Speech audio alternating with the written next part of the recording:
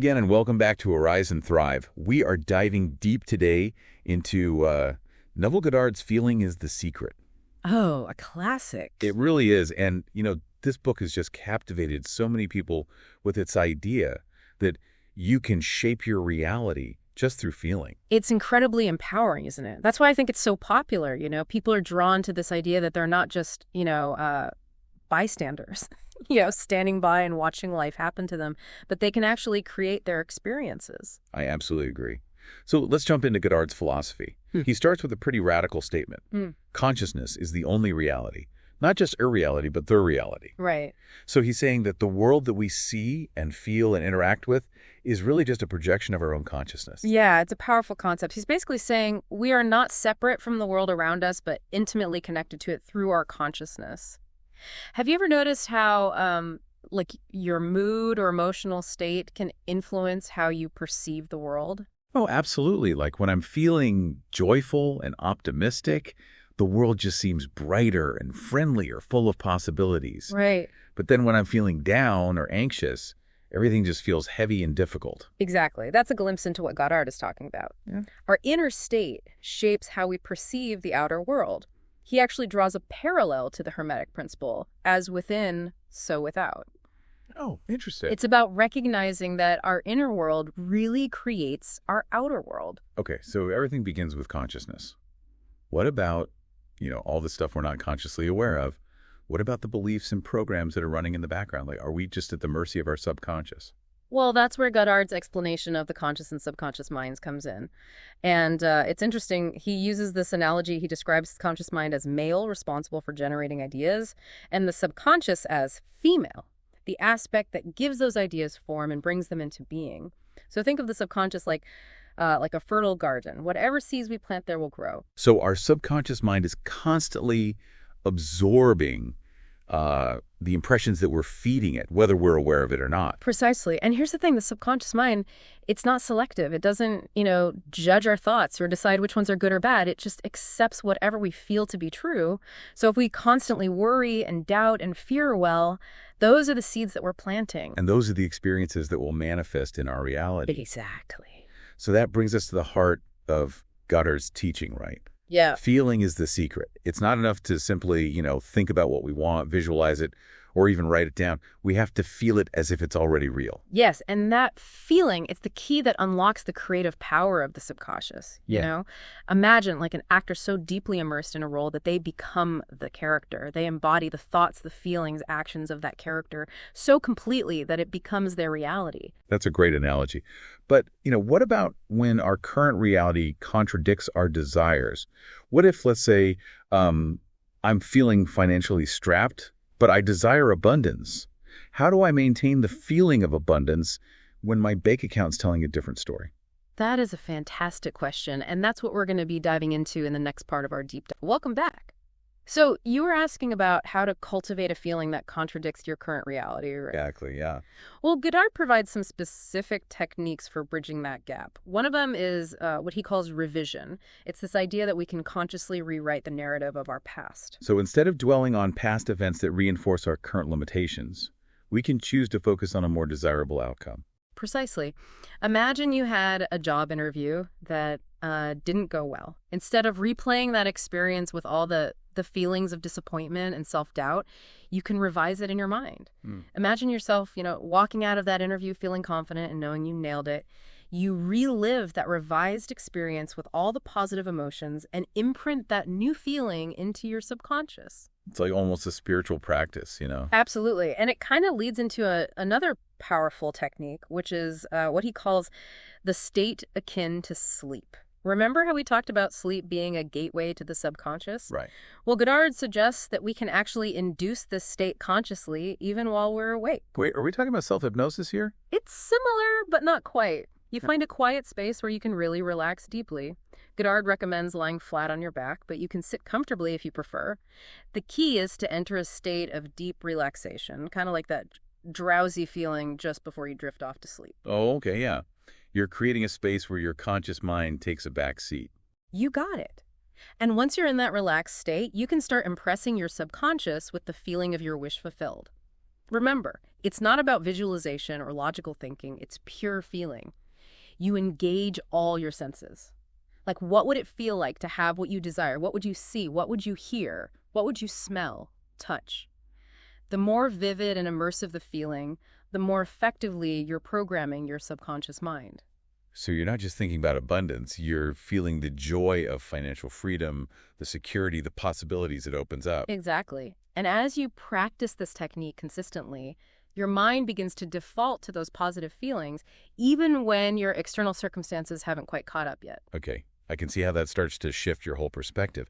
But what about those, deeply ingrained beliefs that seem to hold us back? The voices that say, you're not good enough, or you'll never achieve that, you don't deserve it. How do we break free from those? That's where this concept of a mental diet comes in. Just as we nourish our bodies with healthy food, Goddard suggests we need to nourish our minds with positive and empowering thoughts. So it's about being mindful of the mental input we're consuming. Yeah. Limiting negative self-talk and replacing it with affirmations and empowering beliefs. They're getting it. Yeah. And it's not about denying challenges or pretending everything is perfect. It's about consciously choosing to focus on the good, the possible, the things that uplift and inspire you. By cultivating this mental garden, you create a fertile ground for your desires to take root and flourish. I like that, the mental garden analogy. Yeah. But let's be real. We all experience those moments of doubt and fear. Those feelings are just bound to creep in, especially when we're stretching beyond our comfort zones. How do we navigate those moments? Well, Goddard had an interesting perspective on this. He said not to resist those feelings, but to simply observe them without judgment. It's like you're watching those doubts and fears float by like clouds in the sky. You see them, you acknowledge them, but you don't engage with them. Oh, okay. So it's like creating a healthy distance between yourself and those negative thoughts and emotions. You're not letting them take root and control your state of being. It's about recognizing that you have a choice. You can choose to be ruled by your fears, or you can choose to align with your desires and trust that the universe will conspire to bring them into being. And that's the beauty of Goddard's teaching. He emphasizes that the world we experience is a reflection of our own inner state. So if we want to change our reality, we need to start by changing our inner world. This is such an empowering and insightful conversation. And, I think it's important to acknowledge that putting these principles into practice, it's an ongoing journey, not a one-time fix, right? There are going to be ups and downs, moments of clarity and moments of confusion. It's a continuous process of self-discovery and growth, and we'll dive into that and more in our final part. Okay, so we're back and ready to wrap up our deep dive into Neville Goddard's Feeling is the Secret. We've covered so much, but we were talking about how putting these principles into practice isn't always sunshine and roses, right? It takes work. It really does. It's a journey. And, like with any journey, there are going to be challenges along the way. For sure. And I think one of the biggest hurdles that people face is impatience. We live in a world of instant gratification. So it's natural to want to see results quickly, right? Oh, yeah. Like yesterday. Yeah, exactly. Yeah, But, when it comes to manifesting our desires, I think we need to remember that we're working with forces that are, beyond our control. It's like we're so used to getting what we want, Right. a click of a button, a swipe of a screen, that we forget that some things just, they take time. They do. And we expect these overnight miracles. And then when they don't show up, it's like, no, maybe this doesn't work. Yeah, and that can be a real obstacle. Our dominant feelings, those are what shape our reality. So if we're constantly doubting and worrying, we're sending mixed signals. Yeah. It's like hitting the gas and the brakes at the same time. You're not going to get very far. So how do we cultivate patience? Yeah. And how do we stay the course? Because it's easy to get discouraged when you don't see those immediate results. Well, one of the most helpful things, I think, is to shift our focus from the outcome to the process. Oh, good. So instead of obsessing about when our desires will manifest, we can just focus on enjoying the journey, the daily practice of aligning ourselves with our desires.